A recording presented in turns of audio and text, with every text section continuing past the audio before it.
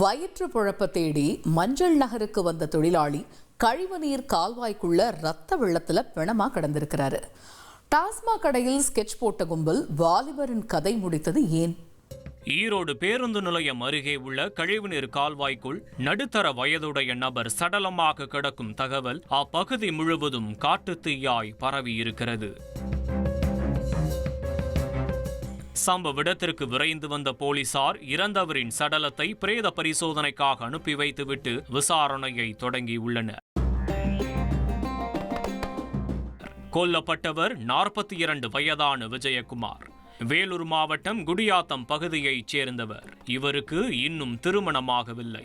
சொந்த ஊரிலிருந்து வேலை தேடி மஞ்சள் மாநகரத்திற்கு வந்த விஜயகுமார் தனியார் நிறுவனத்தில் ஹவுஸ் கிளீனிங் வேலை செய்து வந்துள்ளார். இந்நிலையில்தான் கடந்த 7ஆம் தேதி இரவு பேருந்து நிலையம் அருகே உள்ள டாஸ்மாக் கடையில் மது அருந்திய விஜயகுமார் அங்கிருந்து போதையில் நடந்து சென்றது அப்பகுதியில் பொருத்தப்பட்டிருந்த சிசிடிவி கேமராவில் பதிவாகியிருந்தது. டாஸ்மாக் கடையிலிருந்து விஜயகுமாரை 3 மர்ம நபர்கள் பின்தொடர்ந்து சென்றிருப்பதையும் போலீசார் அடையாளம் கண்டுள்ளனர். அதில் ஒருவருக்கு ஏற்கனவே குற்றப்பின்னணி இருந்த காரணத்தால் உடனடியாக சந்தேகத்திற்குரிய நபர்களை விசாரணை வலயத்திற்குள் கொண்டு வந்திருக்கிறார்கள்.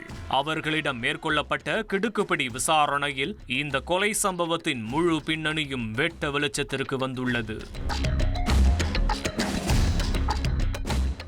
சம்பவத்தன்று டாஸ்மாக் கடைக்கு வந்த விஜயகுமார் அவருடைய பையில் நிறைய பணம் வைத்திருப்பதை கிருஷ்ணபாளையம் பகுதியைச் சேர்ந்த செல்வராஜ், சுகிர்தன் மற்றும் முகேஷ் ஆகிய மூவரும் நோட்டமிட்டுள்ளனர். இதில் செல்வராஜ் மீது ஏற்கனவே திருட்டு வழக்கு இருப்பதாக போலீசார் தெரிவித்துள்ளனர்.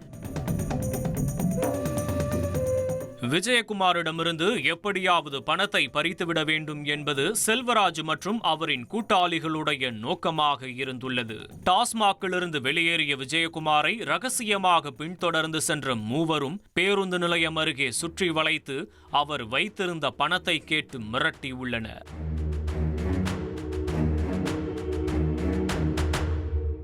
அப்போது போதையிலிருந்த விஜயகுமார் மூவரையும் தற்காப்பிற்காக தாக்கியுள்ளார். இதனால் ஏற்பட்ட கைகலப்பில் போதையிலிருந்த மூவரும் விஜயகுமாரின் தலையில் கல்லை போட்டு மிக கொடூரமாக கொலை செய்திருப்பது விசாரணையில் உறுதியாகியுள்ளது.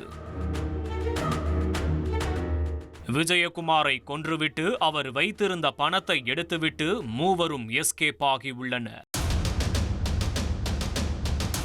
கொலையாளியிடமிருந்து வாக்குமூலம் பெற்றுக்கொண்ட போலீசார் மூவரையும் நீதிமன்றத்தில் ஆஜர்படுத்தி சிறையில் அடைத்துள்ளனர்.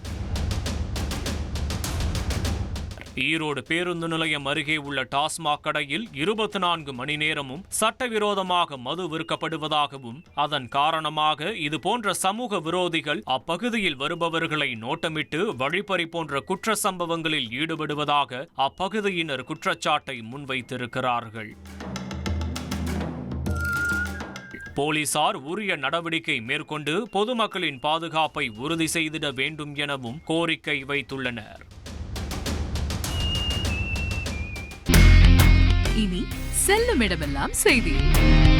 தந்தி டிவியின் வாட்ஸ்அப் சேனலை ஃபாலோ பண்ணினா செல்ல இருக்கும் இடமெல்லாம் செய்தி. இதோ QR கோட் இப்பவே ஸ்கேன் பண்ணுங்க, ஃபாலோ பண்ணுங்க.